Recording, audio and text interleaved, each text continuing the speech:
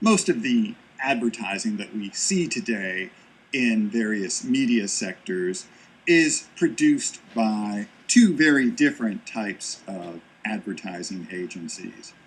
On one end of the spectrum, we have the huge mega agencies that are vast enterprises that employ hundreds, thousands of people involved in various aspects of advertising. Mega agencies provide a full range of services for their clients, for advertisers, ranging from the creative production of ads, the production of TV commercials, print ads, internet ads. But these mega agencies also help clients place their ads in the most appropriate venue. And the agencies can also help out a client with research and data on their particular consumer markets to help the client most effectively reach and target a particular audience. The mega agencies also provide clients with advertising for a broad range of different consumer products, so they're not limited by a particular product category. Also, these mega agencies have a global scope. They have subsidiaries and interests in many different countries, which provides them with the ability to develop global advertising campaigns for a particular client. So these mega agencies can help out, for instance, a film studio that wants to develop a international advertising campaign for a new film, or it can help out a company like Coca-Cola that is trying to reach a global market for its beverages. Now, these mega agencies own a large number of smaller agencies that address particular kinds of clients. The mega agency is almost analogous to the media conglomerate that we've been talking about in other chapters, that you have the parent company that has all of these smaller subsidiaries that work under the umbrella of the larger corporation. So here we have the mega agencies that, again, own a broad, eclectic variety of smaller agencies in many different geographic regions. Now, at the other end of the spectrum, apart from these really huge mega agencies, we've got the boutique agencies.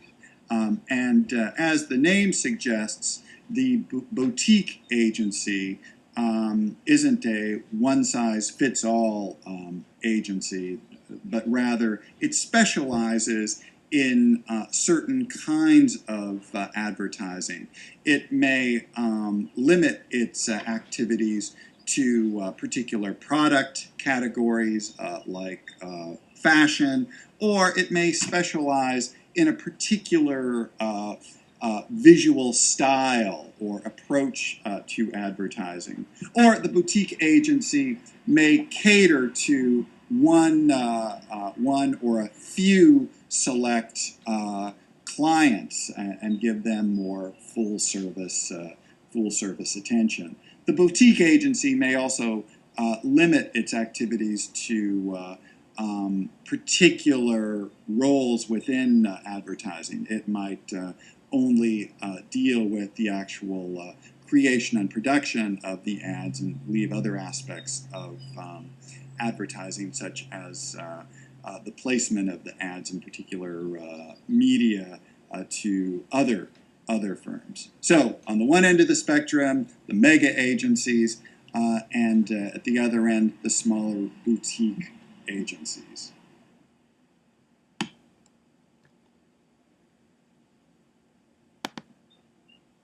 Just a quick look here at this figure that shows us the global revenue for the four largest advertising agencies in the world. I think what's notable about this graph is that it really illustrates dramatically the global reach of these four agencies.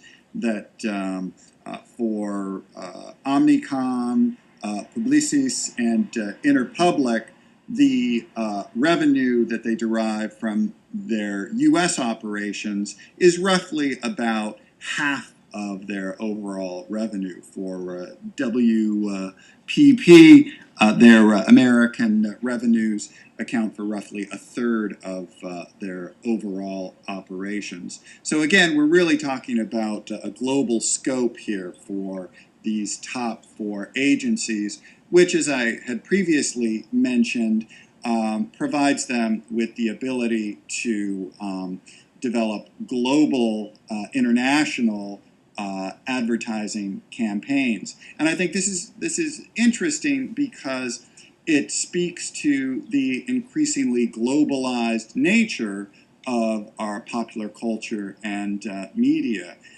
As we see Time Warner and Disney developing more global media markets for its properties in film, television, and music, we see that supported by the supplemental development of these global advertising agencies that can also create these global advertising campaigns to support the global interests of these media companies and businesses that want to reach global markets for their various consumer products.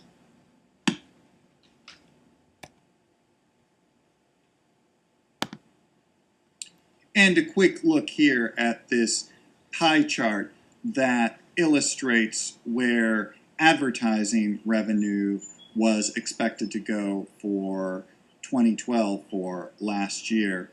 Just a couple of things to note from this pie chart is that it appears as though advertisers are still advertising in a range of media sectors, newspapers, internet, magazines, and so forth. The one standout here is advertising expenditures for television that receive roughly 40% of, just under 40% of total advertising expenditures. So advertising is still considered to be a very important market for reaching consumers. Also, I think what's of note here is the very small expenditures for movies, for cinema. Roughly 0.5% of all advertising expenditures. And I wonder whether or not advertisers see this particular market as a potential growth opportunity for them. I don't know if you guys have gone to the theater lately, but when you see a film, there are lots of ads prior to the start of the film that we've moved away from just seeing ads for coming attractions for films that are just coming up, but also there are ads, pretty splashy, expensive ads in theaters for a range of consumer products like Coke or for brands of clothes and so on. And as this chapter also notes, there's also lots of product placement ads within the content of movies for a range of consumer products. So perhaps cinema, it has real growth potential as an area for more advertising in the future. And also, despite the continued obituaries that have been written for newspapers, there still seems to be significant advertising in that media market for newspapers receiving, estimated to receive about 15% or so of total expenditures for advertising.